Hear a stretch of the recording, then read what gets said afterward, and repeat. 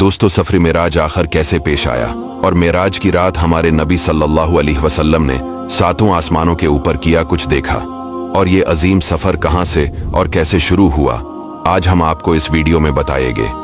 तो चलिए सफर को शुरू करते हैं।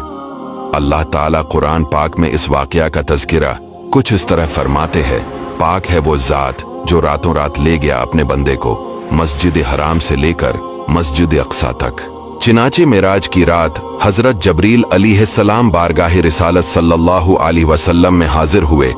आप सल्लल्लाहु अलैहि वसल्लम को मेराज की खुशखबरी सुनाई और आप सल्लल्लाहु अलैहि वसल्लम का मुक़द्दस सीना खोलकर इसे आब ज़मज़म से धुया, फिर इसे हिकमत से भर दिया। इसके बाद नबी सल्लल्लाहु अलैहि वसल्लम की बारगाह में बराक पेश की और इंतहाई इकराम और एहतराम के साथ इस पर सवार करके मस्जिद अक्सा की तरफ ले गए। बैतुल मुक़द्दस में हमारे नबी सल्लल्लाहु अलैहि वसल्लम ने अंबिया की इमामत की, फिर वहां से आसमानों की तरफ ले गए।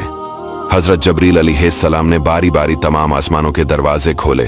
पहले आसमान पर हजरत आदम अलैहिस्सलाम, दूसरे आसमान पर हजरत ईसा अलैहिस्सलाम, तीसरे आसमान पर हजरत यूसुफ अलैहिस्सलाम, चौथे आसमान पर हजरत इदरीस अलैहिस्सलाम, पांचवें आसमान पर हजरत हारून अलैहिस्सलाम, छठे आसमान पर हजरत मूसा अलैहिस्सलाम और सातवें आसमान पर हजरत इब्राहिम अलैहिस्सलाम हुजूर सल्लल्लाहु अलैहि वसल्लम की जियारत से सरफराज हुए। उन्होंने हुजूर सल्लल्लाहु अलैहि वसल्लम की इज्जत की और तशरीफ आवरी की मुबारकबाद दी।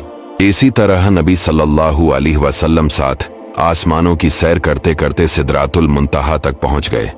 इस जगह से आगे बढ़ने में किसी फरिश्ते की मजाल नहीं है, इसलिए हजरत जबरील अलैहिस्सलाम आगे जाने से माजिरत करके वही रह गए। फिर अल्लाह ताला ने आपको अर्श बल्कि अर्श के ऊपर जहां तक चाहा बुलाकर आपको बारियाब फरमाया। वहां रसूल अकरम सल्लल्लाहु अलैहि वसल्लम पर खास रहमत और इकराम हुआ। जमीन आसमान की बादशाहत और इनसे अफजल उलूम पाए।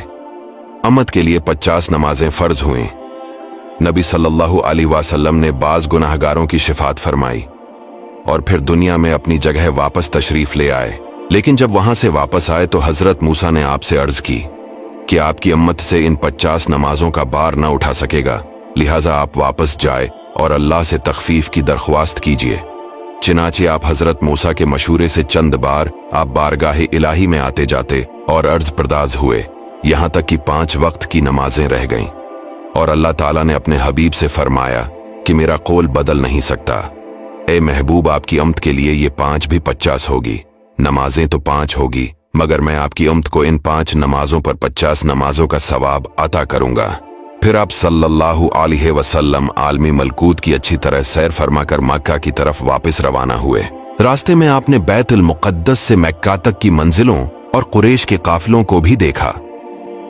इन तमाम मराहिल को तय करने के बाद मस्जिद हराम में पहुंचकर चौकी अभी रात का काफी हिस्सा बाकी था, सो गए और सुबह को बीदार हुए। और जब रात के वाक़ियात का आपने कुरैश के सामने तज़किरा फरमाया तो कुरैश को सख्त ताजब हुआ, यहां तक कि बाज ने आपको झूठा कहा और बाज लोगों ने तो सवालात करना शुरू कर दिए। चूंकि अक्सर कुरैश ने बार बार बैतुल मुक़द्दस को देखा था और वो ये भी जानते थे कि हुजूर सल्लल्लाहु अलैहि वसल्लम कभी भी बैतुल मुक़द्दस नहीं गए, इसलिए इम्तिहान के तौर पर इन लोगों ने आपसे बैतुल मुक़द्दस के दरो दीवार और मेहराबों के बारे में सवालों की बौछार शुरू कर दी। इस वक्त अल्लाह ताला ने आपकी निगाह नबूत के सामने बैतुल मुक़द्दस की पूरी इमारत का नक्शा पेश फरमा दिया।